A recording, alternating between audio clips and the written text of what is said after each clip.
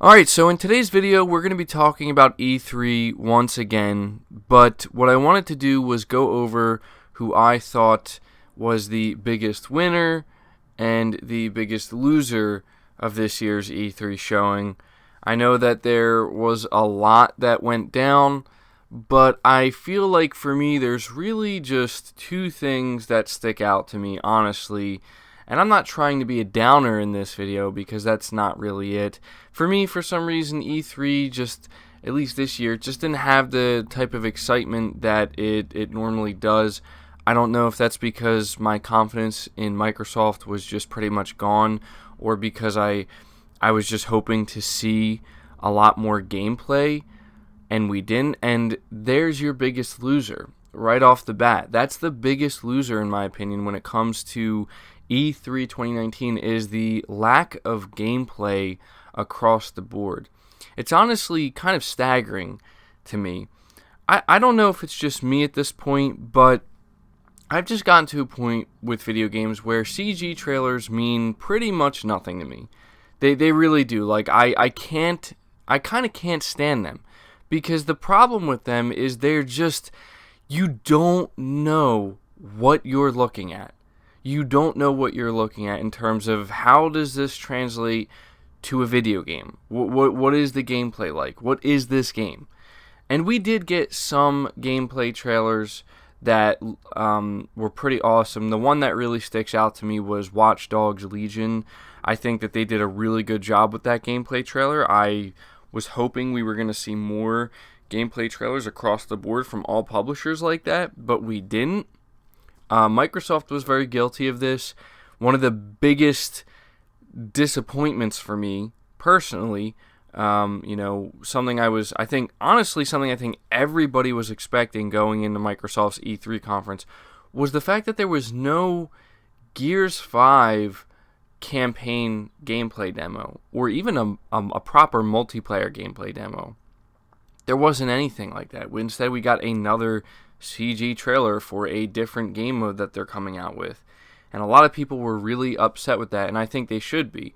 I think it's kind of okay that we didn't necessarily get gameplay of Halo yet. I think that was a little surprising as well to some people, for sure, because that was a big, big game that people were looking forward to. And you would have thought that maybe this was the time for them to show off the gameplay, but clearly Microsoft is going to be saving that for next year. But it's not just Microsoft, just again, across the board with all these publishers. With Square Enix and the Avengers game, how did we not get gameplay for that? Honestly, it seems like there's so much stuff that's being shown behind closed doors, and I don't know. It's hard for me to be excited. It really is. How can we be excited when we're just seeing CG trailers, especially for new IP? That's my biggest gripe, is with new IP, you just don't know what to expect. Oh my god, that drives me crazy, because I'm just not excited. I'm just not excited. I can appreciate CG trailers occasionally, but even with a game like Death Stranding, leading up to the latest trailer we got, which with the latest trailer, for those who don't know, we finally got a glimpse into the gameplay. Now, for as big of a Kojima fan I'm a huge fan of the Metal Gear Solid series. That's really what kept me excited for Death Stranding, even when we really had no idea what the game was. But, you could tell that some people were, watching these trailers that he was coming out with, and while they were awesome, and you could tell, these were cutscenes within the game, you still don't know, you know what I'm saying? And so it's just across the board for this year's E3. The lack of gameplay has to be the biggest loser. I really hope that this trend doesn't continue, because if it is, I can tell you, I'm just not going to care about E3 going forward. My hype levels were already lowered because Sony wasn't going to be there, and I had no confidence in Microsoft. And, a lot of people thought Nintendo had a fantastic showing. They announced a sequel to Breath of the Wild, which a lot of people are very, very excited about that. They announced Banjo and Kazooie is going to be making their way to Super Smash Bros. And they had some other things as well that definitely got people excited. But even then, there just wasn't enough gameplay. It seems like when Sony decided not to show up at E3, they took the gameplay demos with them. I mean, maybe it's just me, but I would be perfectly fine if a publisher were to have an hour or an hour and a half long showing, and like 70% of that was just gameplay demos. I'd be perfectly fine with that.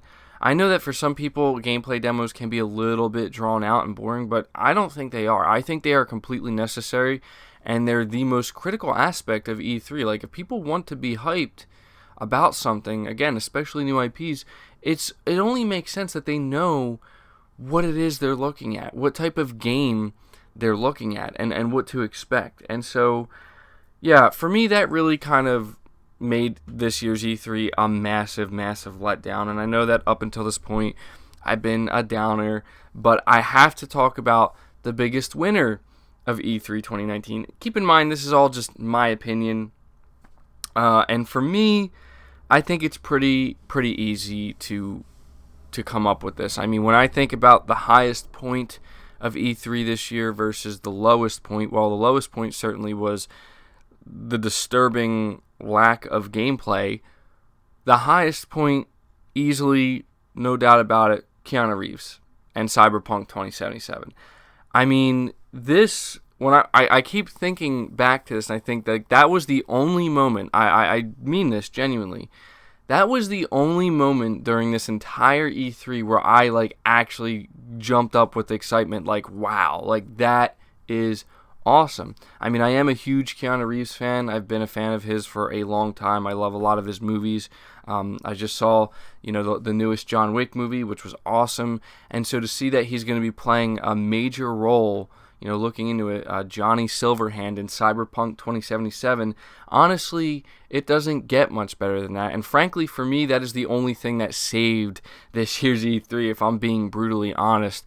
And, it is a shame that we couldn't get the new gameplay demo that we know is being shown behind closed doors of Cyberpunk 2077. But CD Projekt Red has come out here and let us know, hey, we are going to show this to the public, but we're not going to be doing so until after Gamescom, which is kind of, I believe, towards the end of August.